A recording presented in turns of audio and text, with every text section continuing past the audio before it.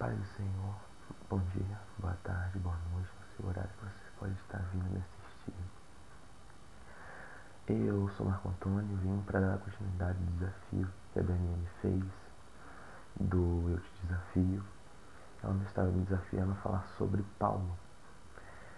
E confesso que no começo foi difícil, por mais que pessoas achem, né, que é fácil falar da vida de Paulo, né? Mas para você falar da vida de Paulo é meio complicado. E para falar da vida de Paulo, eu separei três tópicos.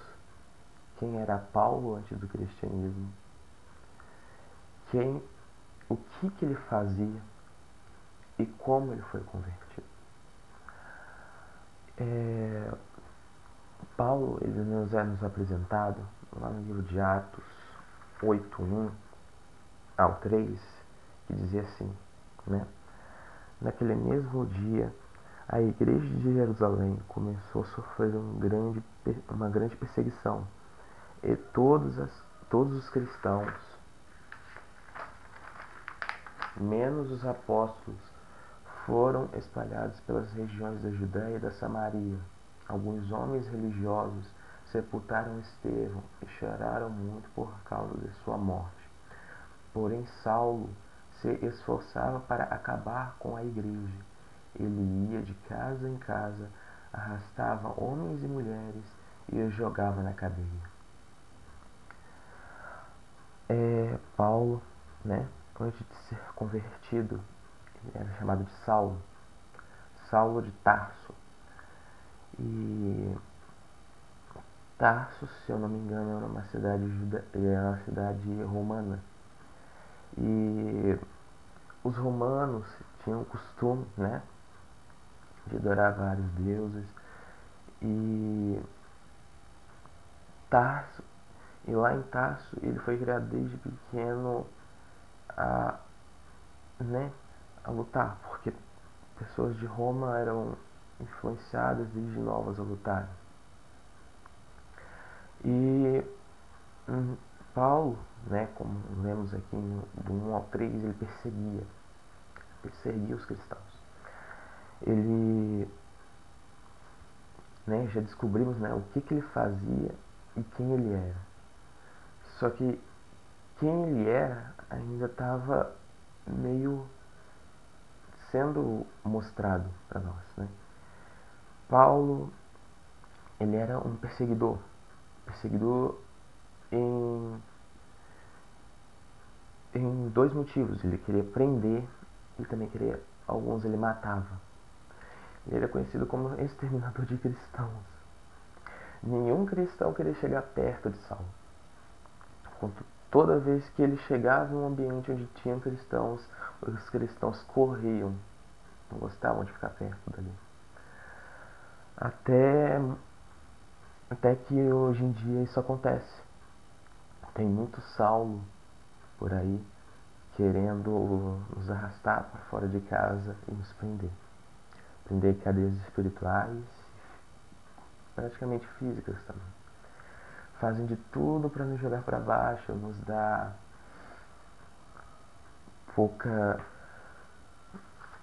nos matar espiritualmente, né? Nos dar uma falta do que já temos. E aí eu entro no tópico do que ele fazia, né? Eu estava falando um pouco disso, mas eu vou entrar já nesse tópico.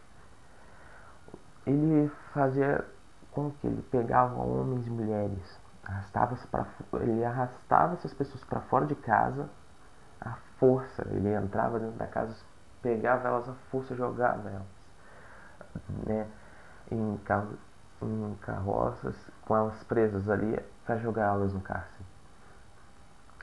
E se você for parar para pensar, é isso que o diabo faz. Ele faz exatamente isso. Saulo, ele batia o pé na porta, entrava, pegava, arrastava aquela pessoa para fora e jogava ela no cárcere. O diabo faz a mesma coisa. Ele vem, bate o pé na porta, entra sem ao menos pedir permissão e tenta te jogar em uma cadeia. na mínima brecha que ele achar, ele vai dar um jeito de entrar por ali e fazer com que você entre numa cadeia. Só que isso acontece, e tem coisas que acontecem que Deus está te mostrando, que Ele vai trabalhar em você, Ele vai começar a trabalhar em você. Por exemplo, como não é mostrado, né, o que, o que aconteceu com Saulo, né, para ele se tornar esse homem, né? Tá lá em Atos 9:3 ao 7, que eu vou ler aqui para vocês. Mas na estrada de Damasco, quando Saulo já estava perto daquela cidade, de repente uma luz que vinha do céu brilhou em volta dele e ele caiu no chão e ouviu uma voz que dizia: Saulo, Saulo, por que você me persegue? Quem é o Senhor? Perguntou ele, e a voz respondeu: Eu sou Jesus, aquele que você persegue. Mas levantando-se, entre na cidade e ali dirão a você o que deve fazer. Os homens que estavam viajando com Saulo ficaram parados, sem poder fazer nada. E ele ouviu a voz, mas não viera ninguém. Saulo se levantou do chão e abriu os olhos, mas não podia ver nada. E então eles o pegaram pela mão e o levaram até Damasco. Isso nos traz uma reflexão do que acontece, né? É, Saulo, ele estava indo em direção a Damasco com uma petição. Ele tinha ido a uns líderes religiosos e tinha feito uma petição para em busca de cristãos. E ele estava indo em direção a Damasco quando de repente veio uma luz uma luz forte, radiante, que fez com que ele caísse do cavalo que ele estava.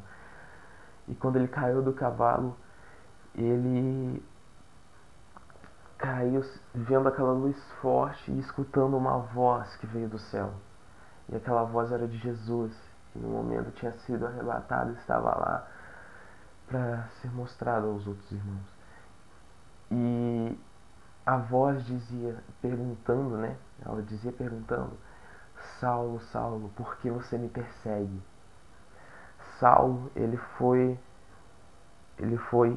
de perseguidor, né? Ele foi perseguidor. Só que desse perseguidor, ele passou a ser um proclamador. A partir daí, Saulo foi começando a ser trabalhado, foi começando a ter uma estrutura nova, foi começando a ser moldado, né? E a partir do momento que ele cai do cavalo, ele vendo aquela voz, ele conversa com aquela voz, ele vendo aquela luz cegante, né? Aí começa a trabalhar nele, né? E naquele momento ele podia ter ficado confuso, mas uma luz tão forte com essa voz, né? E aí ele vai para depois, né? Que ele foi levantado ali pelos seus ajudantes, eles o levaram, né? Até Damasco. E lá ele ficou por 3 dias e 3 noites cego e, né, jejuando. E ali foi levantado uma pessoa para ajudar. O Senhor foi levantar uma pessoa. E essa pessoa foi Ananias, né? Ele falou: Ananias, eu quero que você vá lá perto da casa de Judas, procure por um homem chamado Saulo, porque é ele que eu quero que você venha a converter. Naquele momento, Ananias ele teve preocupação. Ele falou: Senhor, eu tenho que ir lá mesmo. Aquele homem é considerado por matar, né, muitos cristãos. Eu tenho que ir lá mesmo, chegar perto daquele homem e falar com aquele homem. E muitas das vezes nós pensamos assim e muitas pessoas pensam isso, né? Ah, mas ele. Ah, mas ele fala heresia, ele fala muita coisa ruim, né? Mas, irmão, é, coisas que pessoas que falam têm argumentos que podem ser mudados, têm comportamentos que podem ser mudados. Muitas das vezes pessoas que não são da igreja venham a ser convertidas, né? E isso é forte, né? Se você for parar para pensar, pessoas que tinham um argumento totalmente contrário, um jeito de agir totalmente contrário, quando entraram na casa do Senhor, começaram a agir de outra maneira. Foi isso que aconteceu aqui. A pessoa que estava sendo julgada, ela mudou sua forma, né? E continuando, né? Atos 9, só que agora 17 ao 19, vai dizer assim: então Ananias foi, entrou na casa de Judas, pôs as mãos sobre Paulo e disse: Saulo, meu irmão, o Senhor que me mandou aqui é o mesmo Jesus que você viu na estrada de Damasco. Ele me mandou para que você veja de novo e fique cheio do Espírito. No mesmo instante, umas coisas parecidas com escamas caíram dos olhos de Saulo, e ele pôde ver de novo. E ele levantou-se e foi batizado, e depois ele comeu alguma coisa e ficou forte como antes. Né? Nesse versículo a gente pode ver que né, ele foi lá, orou, né, foi à vontade de Deus, porque tudo que está na vontade de Deus tem que ser cumprido. A palavra de Deus é a única e a final, porque se você for para pensar, Deus, para onde Ele tá te levando, está te dando direção, é onde você tem que botar a mão. Onde Deus dá direção, você coloca a mão, entendeu?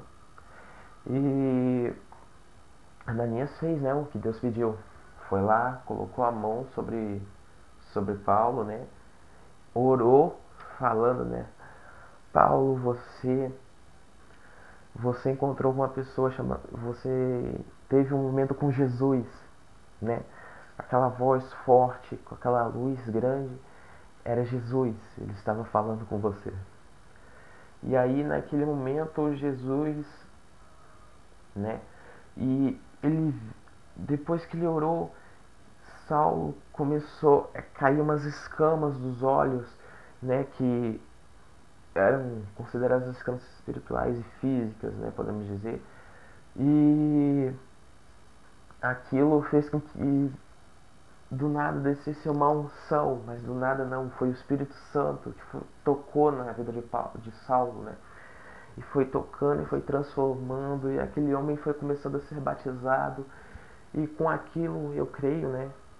O que veio acontecer comigo é que a alma dele veio ficar mais leve, mais cheia de paz. Aquele homem provavelmente deve ter rasgado suas vestes, né, espirituais e falado, deve ter pensado, meu Deus, eu quero muito, eu tô ansiando desta presença, eu preciso dessa presença. E aí a partir daí Saulo começa a enxergar, e aí ele come alguma coisa, né, porque ele passou 3 dias, né, ali, jejuando e orando, e aí o a partir do momento que ele começa a enxergar, ele começa a ser trabalhado, ele começa a ser moldado para ser aquele pregador que vai começar a salvar vidas, vai ser aquele homem que vai começar a pescar vidas. E Saulo, ele era perseguidor, ele foi de perseguidor a proclamador. Ele proclamou tanto a palavra de Deus e da forma que ele era conhecido como matar, ele foi conhecido como converter, né? E que você tenha isso em sua mente, né? Hoje você pode estar achando que as pessoas estão te perseguindo, mas com o que você pode ir lá falar com aquela pessoa, ela pode passar a ser um proclamador junto com você. Se você proclamar junto com aquela pessoa, né, você vai estar ajudando. É, e Paulo me faz lembrar de uma planta, né? Que agora eu não vou me lembrar o nome dela, mas ela é conhecida por ser uma planta que o aspecto dela tá morta. Para nós ele estava morto, né? Ele estava morto ali na parte de espiritual, ele estava morto. Ele estava morto e perseguia cristãos. Ou seja, ele estava perseguindo e ao mesmo tempo ele estava morto. Mas quando veio aquela luz, ele caiu no chão, ele começou a ser tratado. E essa planta, quando ela cai uma gota ou ela deixa um tempinho ali, no outro dia ela floresce. Ela, ela, é, ela renasce no outro dia, ela fica toda florescida. E foi isso que estava acontecendo com o Paulo. Foi no tempo de Deus, entendeu? Foi o tempo de Deus necessário para que ele florescesse. Foi o tempo de 3 dias para ele florescer e começar a dar frutos.